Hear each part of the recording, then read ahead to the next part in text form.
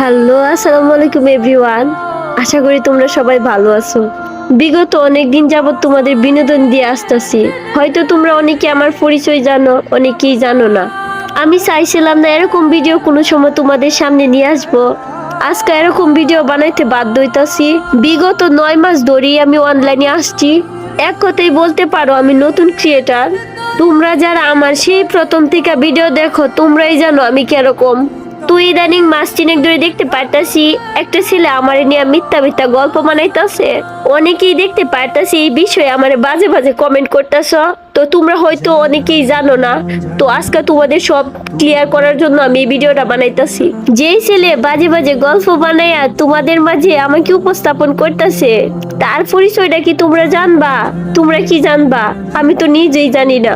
তো আজ থেকে 2-2.5 মাস আগে আমি আমার 2 বাইরে নিয়ে লাইভ করতেছিলাম, টিম কোড সারছিলাম। তারপরে ছেলেটা আমার সাথে অ্যাড হয়েছিল। তো সেই লাইভের মধ্যে আমরা একটা ম্যাচ খেলছিলাম, বিয়ার ম্যাচ। আর তোমরা তো জানো আমি অনেক দুষ্টুমি করি আর ফানি ফানি কথা বলি।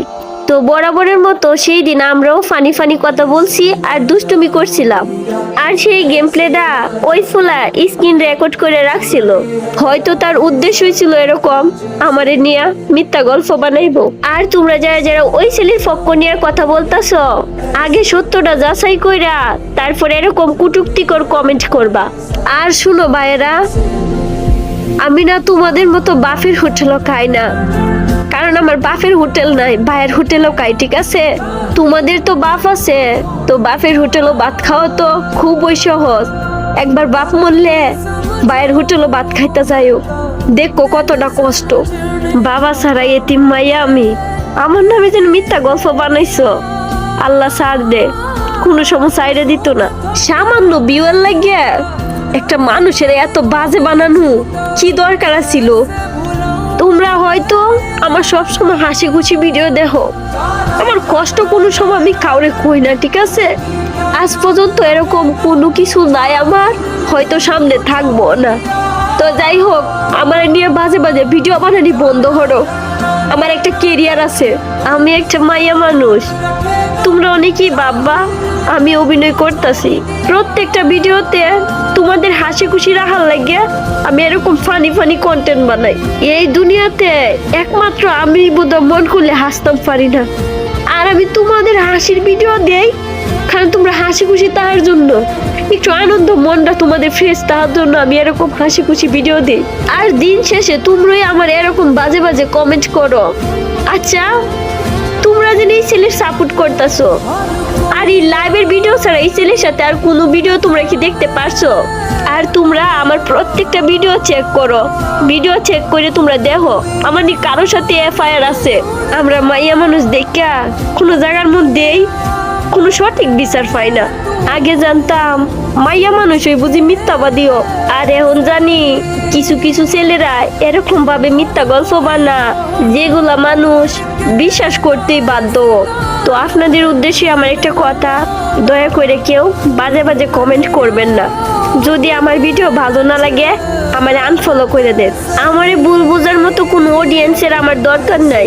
যারা ওই প্রথম থেকে আমারে চিনেন তারা থাকলেই আমার চলবো, আর তারাই জানে আমি কিরকম। আর একমাত্র আমার সৃষ্টিকর্তা আমার আল্লাহ জানে আমি কিরকম। শুনছিলাম বইয়ের পাতায় মানুষ নাকি সৃষ্টির শ্রেষ্ঠ সেরা জীব, আর এখন দেখি সেই মানুষই সৃষ্টির শ্রেষ্ঠ নিকৃষ্ট জীব। তো যাই হোক, সবার উদ্দেশ্যে আমার একটা কথা, আমারে কেউ ভুল বুঝেন না। আমি একটা সাধারণ গ্রামের মাইয়া। আমি আপনাদের ভালোবাসা নিয়ে বাঁচতে চাই, কোনো ঘৃণা না।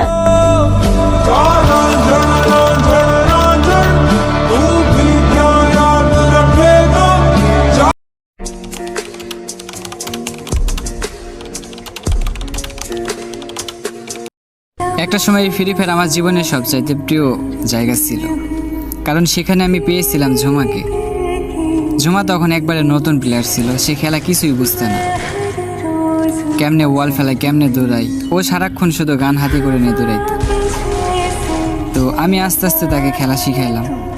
তো তখন আমি ওর জন্য ছিলাম একটা গাইড, ওর সবচেয়ে আপন প্লেয়ার। আমি আমার সময়, এমনকি আমি আমার আইডিতে টপ আপ না করে ওর আইডিতে আমি টপ আপ করে দিতাম। যেগুলো সুন্দর সুন্দর মেয়েদের ড্রেস কালেকশন, ইমোট বা নতুন কোনো ইভেন্ট, এগুলো আমি সব কিছু কমপ্লিট করে দেওয়া শুরু করলাম। তো প্রতিদিন রাতে আমরা একসাথে গেম খেলতাম, অনেক মজা হইতো। তো একদিন বললো যে আমি গেম খেলতে পারি না, গেম ডিলিট করে দেবো। আমি বললাম যে কেন? বলে যে আমি খেলতে পারি না, শুধু মইরা যাই। তো আমি বললাম যে তুমি একটু ভালো করে চেষ্টা করো, দেখো তুমিও একদিন পারবা গেম খেলতে, তুমি খেলতে খেলতে খেলা শিখে যাবা। তো বলে আচ্ছা ঠিক আছে, আমি মনোযোগ দিয়ে চেষ্টা করবো। তো এভাবে খেলা শিখতে শিখতেও ভালো একটা খেলা শিখে যায়, 5-6 মাস পার হয়ে যায়। তো এইভাবে যাওয়ার পর ও একদিন আমাকে বললো, ভাই আমি একটা ইউটিউব চ্যানেল খুলতে চাই, কী নাম দেওয়া যায়?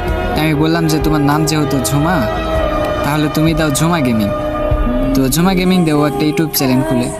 তো খোলা শেষ, তারপর আমাকে বলে যে আমি এখন কী রকম ভিডিও বানাবো।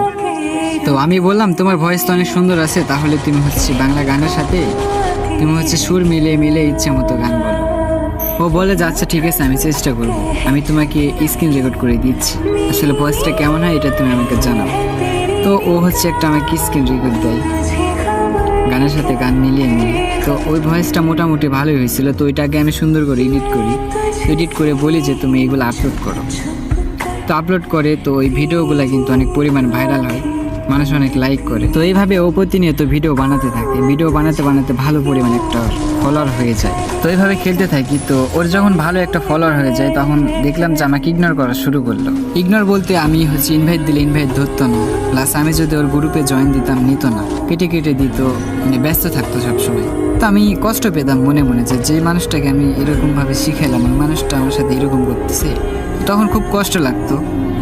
তো পরে দেখলাম যে ও হচ্ছে নতুন নতুন বড় বড় প্লেয়ারদের সাথে মেশা শুরু করলো, বড় বড় স্কোয়াডের সাথে গেম খেলা শুরু করলো।